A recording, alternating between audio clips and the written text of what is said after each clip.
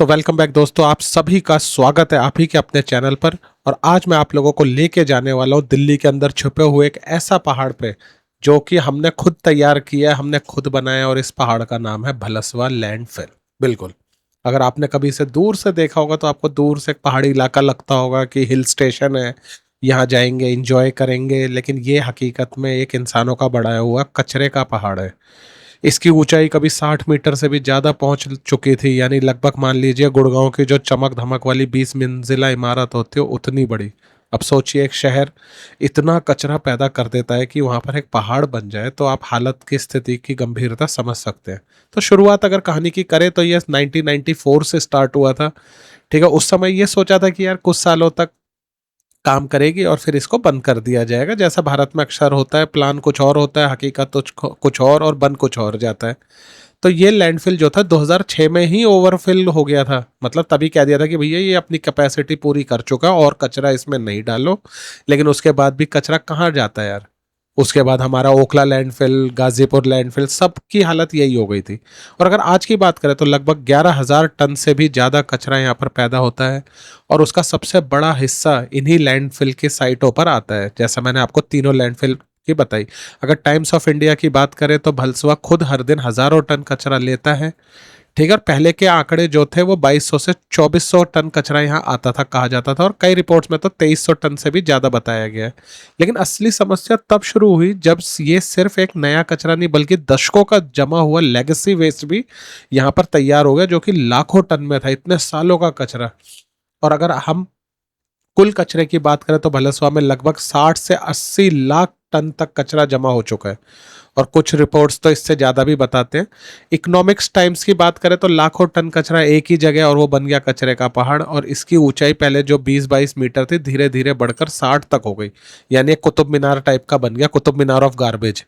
तो सवाल यही उठता है कि इस कचरे का होता क्या है। इसमें प्लास्टिक है, मेडिकल वाले वेस्ट, खाने पीने का बचा हुआ, इंडस्ट्री का बचा हुआ, और कई बार तो मलबे भी देखने को मिलते हैं, जैसे हमने आपको कई बार रिपोर्ट्स में दिखाया है कि देखिए मलबा तक लोग फेंकते हैं। और ये सिर्फ बदबू का ही नहीं बल्कि एक जहर का पहाड़ बन चुका है। और बारिश होते ही यहाँ पर बन जाती है एक तरीके की मलाई सड़क।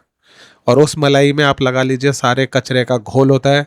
और वो जब पानी के अंदर जाता है तो पूरे पानी का जो ग्राउंड वाटर है उसको जहरीला तक बनाने की खतरा बन जाता है उससे। तो रिपोर्ट में माना गया है कि आसपास का जो भूजल है वो पीने लायक नहीं है। ठीक है, यहाँ का जो आसपास का एरिया। लेकिन कहानी यहाँ खत्म नहीं होती, असली खतरा है इसकी गैस, खासकर मिथेन की गैस, जो आपको पता ही है कचरे के अंदर, नालों के अंदर है ना, इन सब के कारण बनती है। और आपने कई बार देखा होगा कि एकदम से आग भी लग जाती है और महीनों तक धुआं निकलता ही रहता है। और ये जो धुआं होता है ये बड़ा खतरनाक होता है। आपको पता ही है कि दिल्ली का वैसी AQI किस लेवल का रहता है, ये किसी से छुपा नहीं है। तो आसपास रहने वाले लोगों की जिंदगी को भी धीरे धीरे खत्म करता है, कई बड़ी बीमारियां लगने का खतरा। और सबसे शॉकिंग बात यह है कि इस कचरे के पहाड़ पर लोग काम भी करते हैं, और हजारों लोग, आप अपनी स्क्रीन पर देख सकते हैं इस ग्राउंड पर कितने सारे लोग काम कर रहे हैं। ठीक है, कोई मशीन चला रहा है, कोई हाथों से कचरे को वो कर रहा है। ठीक है, तो एक तरीके से ये हमारे रियल वर्कर्स है। देखिए ट्रकों का आप सिलसिला, खड़े करके ट्रक किस तरीके से यहाँ पर कचरा फैला रहे हैं, ये पहाड़ों के ऊपर मशीनें चल रही हैं।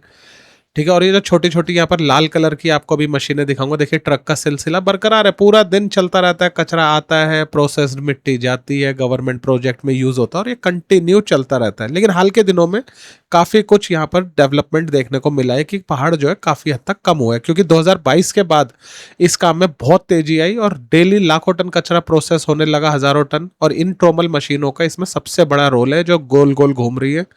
ठीक है, इनका मेन काम यही होता है कि ये सारा का सारा जो बायो माइनिंग करती है, सारे कचरे का सेपरेशन कर देती है। मिट्टी एक तरफ, प्लास्टिक का कचरा एक तरफ। तो इससे क्या होता है कि जो काम की चीज़ है वो हम यूटिलाइजेशन में ले लेते हैं, बाकी डिस्पोज ऑफ कर देते हैं। ठीक है, तो ये देखिए कितना सारा यहाँ पर गवर्नमेंट ने लगाया। लेकिन सबसे बड़ा समस्या की बात यही होती है कि जितना हटता है उतना आ जाता है, जैसा हर लैंडफिल के साथ हो जाता है। दिल्ली की पॉपुलेशन आपको पता ही है बढ़ती रहेगी तो कचरा भी बढ़ता रहेगा। हम आज भी रिसाइकिल करना सीखे नहीं है। रिसाइकिल से मेरा मतलब ये नहीं है कि घर में हम प्लास्टिक की बोतलें को पिघला के दोबारा बना रहे हैं। मेरा कहने का मतलब है रिसाइकिल से यहाँ पर कि अगर आपने एक पानी की प्लास्टिक की बोतल खरीदी, वो खाली हो गई, तो उसको फेंके ना, उसको रखें, और कल को आपको दोबारा कहीं जाना हो, आना हो, पानी ले जाना, तो उसी बोतल का यूज़ करें। इतना तो किया जा सकता है।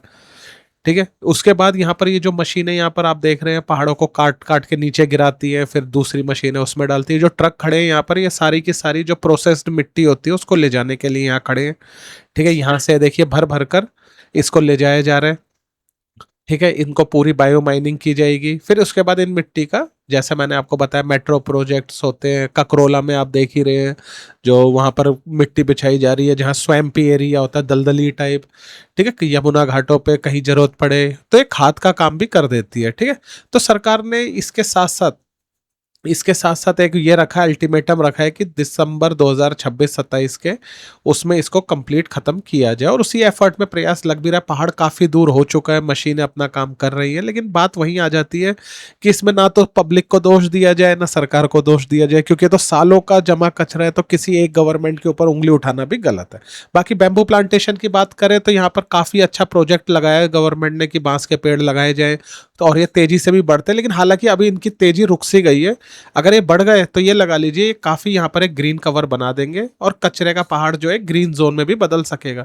ठीक है, बदबू है, गंदगी है, तो ये पार्क टाइप का अगर यहाँ बन गया तो ये काफ़ी पॉल्यूशन को हेल्प भी करेगा कम करने में। ठीक है दोस्तों, तो उम्मीद करता हूँ आपको वीडियो अच्छी लगी हो चैनल को सब्सक्राइब करें, लाइक करें, कमेंट करें। मिलते हैं नई वीडियो में। Bye bye.